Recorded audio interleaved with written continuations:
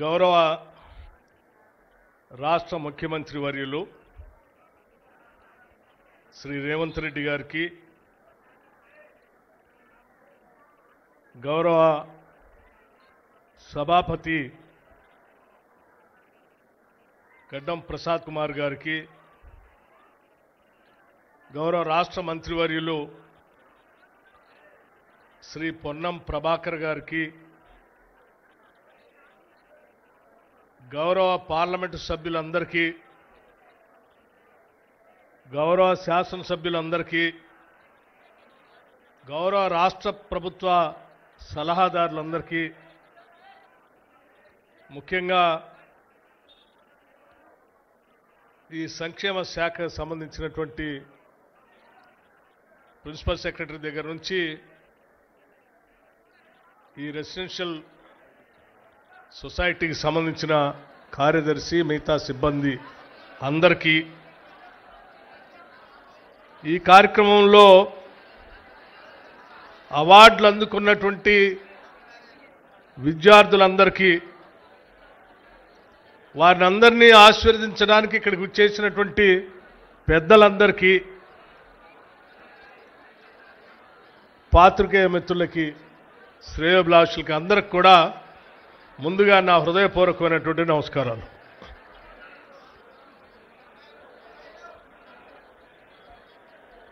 రాష్ట్ర ప్రభుత్వ రెసిడెన్షియల్ పాఠశాలలో చదువుకుంటున్నటువంటి విద్యార్థులకి బహుశా మొట్టమొదటిసారి ఈ రెసిడెన్షియల్ స్కూల్స్లో నుంచి IIT, NIT, triple IT, GPTS, MBBS, BDS లాంటి ప్రొఫెషనల్ కళాశాలల్లో అడ్మిషన్స్ పొంది చదువుకోవటానికి ముందుకు పోతున్నటువంటి విద్యార్థులందరికీ రాష్ట్ర ప్రభుత్వం నుంచి మొట్టమొదటిసారిగా ల్యాప్టాప్స్ని అందించడం అనేటువంటి ప్రక్రియ ఈ రాష్ట్ర ప్రభుత్వానికి విద్యార్థులు బాగా చదువుకోవాలని, ముఖ్యంగా ఆర్థికంగా సామాజికంగా వెనుకబడి ఉన్నటువంటి విద్యార్థులు బాగా ఎదగాలని ఉన్నటువంటి తపన దీని ద్వారా చాలా స్పష్టంగా కనిపిస్తూ ఉంది. అట్లాగే 10th క్లాస్లో టాపర్స్గా ఉన్నటువంటి వాళ్ళని కూడా పిలిచి ప్రోత్సహించి భవిష్యత్తులో ఇంకా బాగా చదువుకోవటానికి కావాల్సిన విధంగా వాళ్ళకు కూడా కొన్ని అవార్డ్స్ ఇచ్చి ప్రోత్సహించే విధానం ఈ గురుకుల పాఠశాలలో చదువుకున్నటువంటి విద్యార్థులంతా కూడా రేపొద్దున ఈ రాష్ట్రానికే కాదు దేశానికి, ప్రపంచానికి కూడా మార్గదర్శకంగా ఎదగాలనే అంత బలమైన కోరిక ఈ రాష్ట్ర ప్రభుత్వానికి, ముఖ్యంగా రాష్ట్ర ముఖ్యమంత్రి రేవంత్ రెడ్డి గారికి, అట్లాగే మంత్రిమండలి సభ్యులందరికీ బలంగా ఉన్నది కాబట్టే ఇటువంటి కార్యక్రమాలు తీసుకొని ముందు పోతా ఉన్నాం. ఈ కార్యక్రమాన్ని ఏర్పాటు చేసేటప్పుడు ఈరోజు మన రాష్ట్ర ప్రభుత్వం అధికారంలోకి వచ్చిన తర్వాత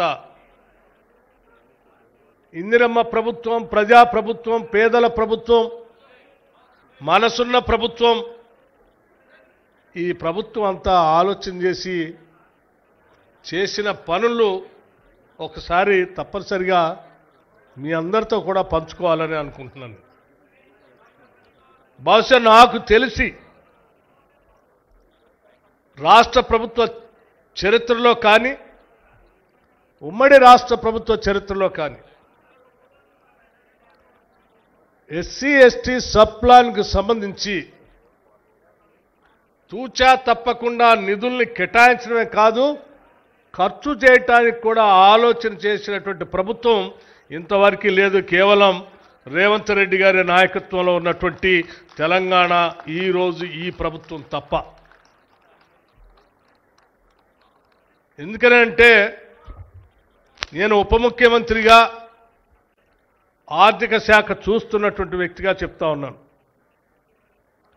గత 10 సంవత్సరాలు శాసనసభలో సిఎల్పి నాయకుడిగా, ప్రధాన ప్రతిపక్షలో కూర్చున్నటువంటి వ్యక్తిగా ప్రతి బడ్జెట్ మీద నేను మాట్లాడాను. ఆ లెక్కలన్నీ తెలుసు నాకు.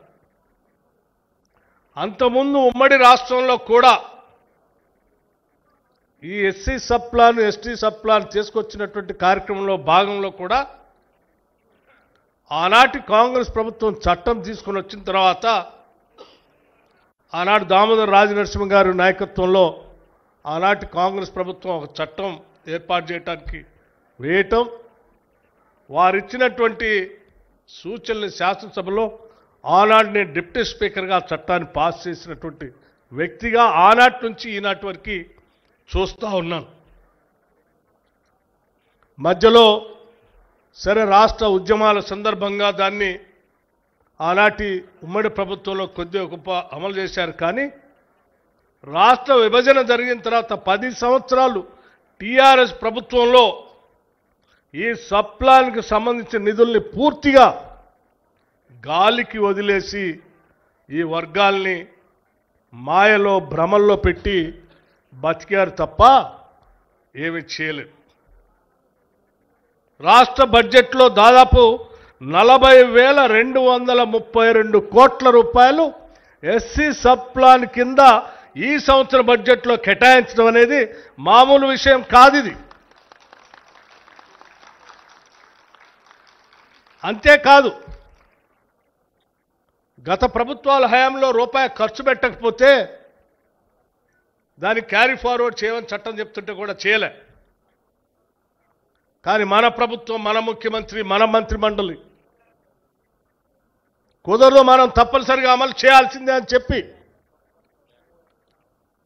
గత ప్రభుత్వంలో మిగిలిపోయి ఉన్నటువంటి 13,223 కోట్ల రూపాయలు కూడా క్యారీ ఫార్వర్డ్ చేసి ఈ రాష్ట్రం ఈ సంవత్సర బడ్జెట్లో కూడా దాన్ని అలాట్ చేసి ఈరోజు మనం ముందుకు పోతా ఉన్నాం. వదిలిపెట్టలే డబ్బులు. అట్లాగే ఎస్టీ శాఖకు సంబంధించి ట్రైబల్ సబ్ ప్లాన్ సంబంధించి కూడా 17,169 కోట్ల రూపాయలు ట్రైబల్ సంక్షేమం కోసం ఈ రాష్ట్ర ప్రభుత్వం ఈ బడ్జెట్లో ఈ సంవత్సరం కేటాయించింది. దాదాపు 1,296 కోట్ల రూపాయలు ఖర్చు కానటువంటి ట్రైబల్ సబ్ ప్లాన్కి సంబంధించిన నిధుల్ని వదిలేయకుండా క్యారీ ఫార్వర్డ్ చేసి ఈ రాష్ట్రం ఈ సంవత్సర బడ్జెట్లో కూడా మన ప్రభుత్వం, ఇందిరమ్మ ప్రభుత్వం దాంట్లో కేటాయించి ముందుకు తీసుకొని పోతున్నాం. నిధులు దుర్వినియోగం కావటానికి వీల్లేదు, పక్క పోవటానికి వీల్లేదు. ఇది చేయటం అంటే ఆషామాషిగా జరిగే పని కాదు. దానికి పెద్ద మనసున్న ముఖ్యమంత్రి కావాలి. ఈ వర్గాలకి మేలు చేయాలి ఎట్టి పరిస్థితిలో అని కేబినెట్లో నిర్ణయం తీసుకున్నటువంటి కార్యక్రమాన్ని అమలు చేసేటువంటి వ్యవస్థ ఉండాలి. అది మరి ఇన్ని సంవత్సరాలు సాధ్యం కాలేదు. ఈసారి ఈ సంవత్సరం సాధ్యం అయింది అని అంటే అది కేవలం ఈరోజు రాష్ట్ర ముఖ్యమంత్రిగా రేవంత్ రెడ్డి గారు ఉండటం, ఉప ముఖ్యమంత్రిగా ఆర్థిక శాఖగా నేనుండటం, నాతో పాటు నా మంత్రివర్గ సహచరులు అందరూ పొన్నం ప్రభాకర్ గారి దగ్గర నుంచి మొదలుపెడితే ప్రతి మంత్రి కూడా ఈ కాంగ్రెస్ ప్రభుత్వంలో ఈ నిధులను ఖర్చు పెట్టాల్సిందే అని చెప్పి గట్టిగా వారు చెప్పబట్టే ఈరోజు మనం చేయగలుగుతున్నాం. కేవలం ఏదో మాటలు చెప్పి ఓట్లు పొంది అధికారంలోకి వచ్చి ఆ అధికారాన్ని హోదాగా అనుభవిస్తూ బతకాలనేటువంటి ఆలోచన ఈ రాష్ట్ర ప్రభుత్వానికి లేదు. అధికారం అనేది ఒక ప్రధాన ఉద్దేశం కోసం ఉండాలని, ఆ ఉద్దేశం ఈ సమాజంలో వెనుకబడి ఉన్నటువంటి అన్ని వర్గాల ప్రజానీకానికి రాష్ట్ర వనరుల నుంచి వస్తున్నటువంటి ఆదాయాన్ని దామాషా ప్రకారం ఖర్చు పెట్టి వాళ్ళందరి జీవితాల్లో వెలుగు నింపాలనే ఈ రాష్ట్ర ప్రభుత్వం యొక్క లక్ష్యంగా ముందు పెట్టుకొని ముందుకు పోతా ఉన్నాం తప్ప వేరే లక్ష్యం మాకు లేనే లేదు. ఇదే మా ముందున్నటువంటి లక్ష్యం. అందుకే ఇవాళ ఎవరు ఈ దేశంలో ఎవరు ఊహించలేనంత ఎత్తున ఒకటే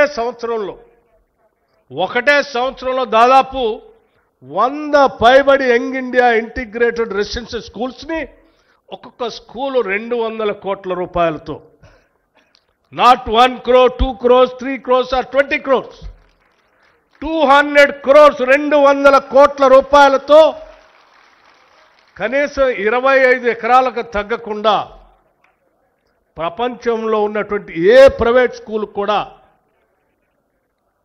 మనకంటే బాగుందని ఎవరు అనుకోవటానికి లేదు. వాటన్నిటికంటే కూడా ఇవి బాగుండాలని ప్రత్యేకంగా శ్రద్ధ తీసుకొని ఒక 100 స్కూల్స్ని ఈ సంవత్సరమే 104 స్కూల్స్ అనుకుంటా ఈ సంవత్సరమే శాంక్షన్ చేసి ఈ దేశ చరిత్రలో ఒక సువర్ణ అధ్యక్షాన్ని రాయగలిగామనంటే కేవలం ఆ తపన ఉంది కాబట్టి చేయగలుగుతున్నాం. ఎక్కడో ఊరు బయట విసిరేసినట్టు, లేకపోతే సమాజంలో కలవనేయకుండా ఎక్కడో ఉంచినట్టు, ఎక్కడో పక్కన ఒక స్కూల్ పెట్టినట్టు కాకుండా ఈ సమాజం ఒక ఉమ్మడి కుటుంబంలాగా ముందుకు పోవాలి. అందరూ అన్నదమ్ముల్లాగా కలిసిమెలిసి ముందుకు పోవాలి. తారతమ్యాలు లేని సమాజ నిర్మాణం జరగాలి అనే ఆలోచనతోనే ఈ రాష్ట్ర ప్రభుత్వం ముఖ్యమంత్రి రేవంత్ రెడ్డి గారి నాయకత్వంలో ఆలోచన చేసింది. కాబట్టే ఈ యంగ్ ఇండియా ఇంటిగ్రేటెడ్ రెసిడెన్షియల్ స్కూల్స్లో SC, ST, BC, minority, even OC students అందరినీ కలిపి ఒకటే ప్రాంగణంలో 2600 మంది విద్యార్థులతో 25 ఎకరాల ప్రాంగణంలో ఇంటర్నేషనల్ స్టాండర్డ్స్తో ఇంగ్లీష్ మీడియంతో ఈరోజు 100 స్కూల్స్ని స్టార్ట్ చేసుకుంటున్నాం మనం. ఇది ఆషామాషి కార్యక్రమం కాదు. గతంలో స్కూల్ స్టార్ట్ చేస్తే బిల్డింగ్ ఉండదు. స్కూల్ స్టార్ట్ చేస్తే ఎక్కడో కళ్యాణ మండపంలోనో, లేకపోతే వాళ్ళు బంద్ చేసినటువంటి పాఠశాల సంబంధించిన ప్రాంగణాల్లోనో, లేకపోతే వాళ్ళ పనికి వచ్చేటువంటి ఆ రైస్ మిల్స్ లాంటి దాంట్లోనో అరకొర సదుపాయాలతో అదే గదిలో పడుకోవటం, అదే గదిలో పాఠాలు చెప్పటం, అదే గదిలో తినటం, అనేక ఇబ్బందులు ఉన్నటువంటి రెసిడెన్షియల్ స్కూల్స్ ఇట్లా ఉండటానికి వీల్లేదని చెప్పి అత్యున్నతమైనటువంటి ప్రమాణాలతో ఈరోజు యంగ్ ఇండియా రెసిడెన్షియల్ స్కూల్స్ని శాంక్షన్ చేసుకోవటమే కాకుండా ఇవాళ వాటన్నిటికీ టెండర్స్ కూడా పిలిచి పెద్ద ఎత్తున అత్యంత ప్రాధాన్యత రంగంగా ముందుకు తీసుకొని పోయే కార్యక్రమం జరుగుతూ ఉందనంటే రేపు పొద్దున ఈ పాఠశాలలో చదివేటువంటి విద్యార్థులు ఈ రాష్ట్రానికే కాదు దేశంలో కూడా అత్యున్నతమైనటువంటి విద్యార్థులుగా ఎదుగుతారని చెప్పడానికి నాకు ఎటువంటి సందేహం లేదు. ఆలోచన చేయండి మిత్రులారా. చదువుకున్నటువంటి విద్యార్థులు ఉద్యోగ అవకాశాలు లేక ఎక్కడో అక్కడో ఇక్కడో గ్రామీణ ప్రాంతాల్లో చివరికి పెళ్లిళ్ళు జరుగుతూ ఉంటే సప్లయర్స్గా తిరుగుతున్నటువంటి నిరుద్యోగ యువతను చూసి అటువంటి పరిస్థితి ఉండటానికి వీల్లేదని చెప్పి ఈరోజు ఒకటేసారి 56,000 మంది వాళ్ళకి ప్రభుత్వ ఉద్యోగాలు ఇప్పించడమే కాకుండా ఆలోచన చేసి రాజీవ్ యువ వికాసం అని చెప్పి బహుశా ఇది కూడా చాలా రాష్ట్రాల్లో ఇంతవరకు చేయలేదు. 8,000 కోట్ల రూపాయలతో రాజీవ్ యువ వికాసం అని నిరుద్యోగ యువతీ యువకుల కోసం సెల్ఫ్ ఎంప్లాయ్మెంట్ స్కీమ్ పెట్టి ఈ సంవత్సరం ముందు పోతాం. నాట్ 1 crore 2 crores లేకపోతే 1000 కోట్లు కాదు, 8,000 కోట్లు ఒకటే సంవత్సరం. ఎలా ఇది సాధ్యం? ఎలా సాధ్యమనంటే చేయాలనేటువంటి తపన మనసుంటేనే సాధ్యమైంది. చేసి చూపిస్తున్నటువంటి ప్రభుత్వం ఈరోజు ఎస్టీ ట్రైబల్ సబ్ ప్లాన్ కింద నిధులు ఉన్నప్పటికీ, లేకపోతే ఆనాటి కాంగ్రెస్ ప్రభుత్వం అటవీ ప్రాంతంలో నివసిస్తున్నటువంటి అనేక మంది ROFR పట్టాలు ఇచ్చినప్పటికి కూడా గతంలో చూసాం మనం. ఇచ్చినటువంటి భూముల్లో దున్నుకోవటానికి పోతే ఆ దున్నుకుంటున్నటువంటి కుటుంబాలని మహిళలను కూడా చూడకుండా వాళ్ళు వేసినటువంటి పంట ట్రాక్టర్లతో తొక్కిస్తూ ఉంటే అది చూడలేక అడ్డం పోతే చెట్టు కట్టేసి కొట్టినటువంటి సంఘటనలు మనం ప్రత్యక్షంగా చూసాం. మేము కూడా అడవిలోకి వెళ్ళి మాట్లాడాం. అందుకే ఈరోజు ప్రభుత్వం ఇందిరా సౌర గిరి జల వికాసం, ఇందిరా సౌర అంటే సోలార్,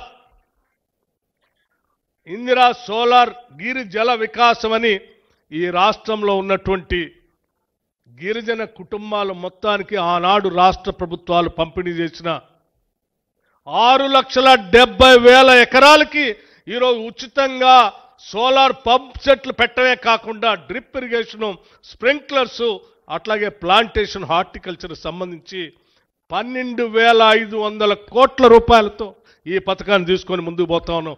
12,500 crores.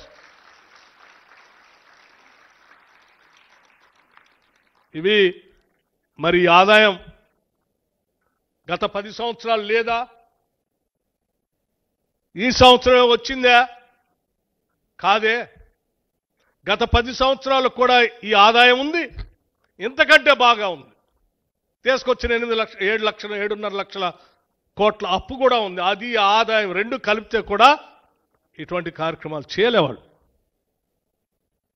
ఆలోచన చేయలే.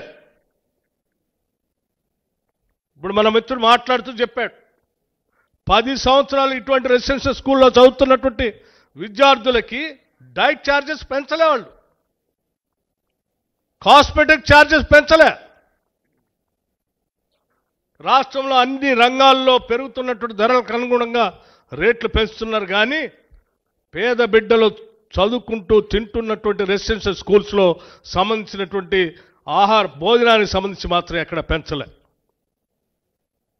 మన ప్రభుత్వం రాగానే మనం ముఖ్యమంత్రి, మంత్రిమండలంతా కూర్చొని ఆలోచన చేసి ఈ బిడ్డల భవిష్యత్తే మన భవిష్యత్తు,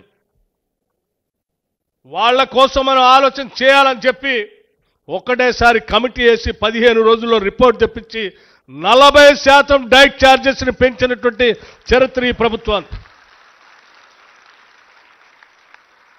200% కాస్మెటిక్ ఛార్జెస్ పెంచి పాపం పాఠశాలలో చదువుతున్నటువంటి విద్యార్థులకు ఉన్నటువంటి సమస్యలు కుటుంబంలో ఉన్నటువంటి తల్లిదండ్రులకే తెలుస్తుంది. అటువంటి వాళ్ళ కోసం 200% పెంచి వెంటనే రిలీజ్ చేయడమే కాదు, ఇది పెంచిన వృధా కూడా పోవటానికి లేదని చెప్పి చీఫ్ సెక్రటరీ స్థాయిలో కమిటీలేసి సీనియర్ అధికారులందరికీ కూడా బాధ్యత చెప్పి స్టేట్ లెవెల్లో ఒక కామన్ మెనూ పెట్టి ఏ రోజు ఏ భోజనం ఉండాలో, మార్నింగ్ ఏంటి, బ్రేక్ఫాస్ట్ ఏంటి, లంచ్ ఏంటి, సాయంత్రం పూట వాళ్ళకి ఈవినింగ్ ఇచ్చేటువంటి స్నాక్స్ ఏంటి, లేకపోతే రాత్రి డిన్నర్ ఏంటి అని చెప్పి డాక్టర్స్తో డైట్ రాపిచ్చి న్యూట్రిషియస్ ఫుడ్ వాళ్ళకి అందిస్తే మనం చెప్పే బుద్ధులతో పాటు, విద్యా బుద్ధులతో పాటు శారీరకంగా మానసికంగా కూడా బాగా ఎదిగి ప్రపంచంతో పోటీ పడతారనేటువంటి ఒక తపనతోనే ఈ రాష్ట్ర ప్రభుత్వం ఈ 40% డైట్ ఛార్జెస్ పెంచింది, 200% డైట్ ఛార్జెస్ పెంచింది. ఇవన్నీ కేవలం ఈ రాష్ట్ర సంక్షేమం కోసం ఆలోచన చేసే. మేము కూడా గత పాలకుల్లాగా మాటలు చెప్పొచ్చు, గత పాలకుల్లాగానే కేటాయించామని చెప్పి ఖర్చు చేయకుండా చేయొచ్చు. కానీ మేము అధికారంలోకి వచ్చింది ఆ లక్ష్యంతో రాలే. మేము వచ్చిందే ఒక పర్పస్తో వచ్చాం. నేను కానీ, మా ముఖ్యమంత్రి రేవంత్ రెడ్డి గారు కానీ, లేకపోతే మా శాసనసభ్యులు కానీ, మా మంత్రిమండలిలో ఉన్న ఏ మంత్రి అయినా ఒక లక్ష్యం కోసం వచ్చాం.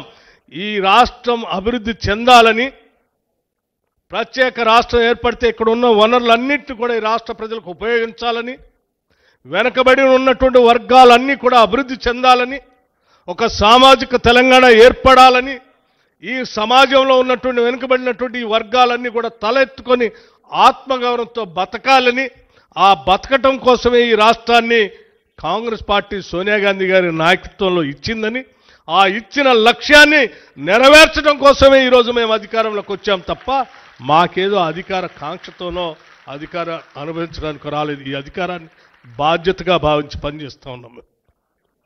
అందుకే ప్రతిరోజు, ప్రతి వారం, ప్రతి నెల ఆదాయం ఎంత వస్తూ ఉంది, ఖర్చు దేనికి పెడతా ఉన్నాం, మనం పెట్టే ప్రతి పైసా ఈ రాష్ట్రంలో ఉన్నటువంటి ఈ ప్రజలకి ఏ రకంగా వాళ్ళ జీవితాల్లో ఉన్నతంగా ఎదగటానికి, లేకపోతే జీవన ప్రమాణాలు పెరగటానికి ఉపయోగపడుతుందని ఆలోచన చేసే ఒక ప్రణాళికాబద్ధంగా చేస్తూ ఉన్నాం. అందుకే ఈరోజు ఈ కార్యక్రమాన్ని మనం ఇంత గొప్పగా ఏర్పాటు చేసుకోగలిగాం.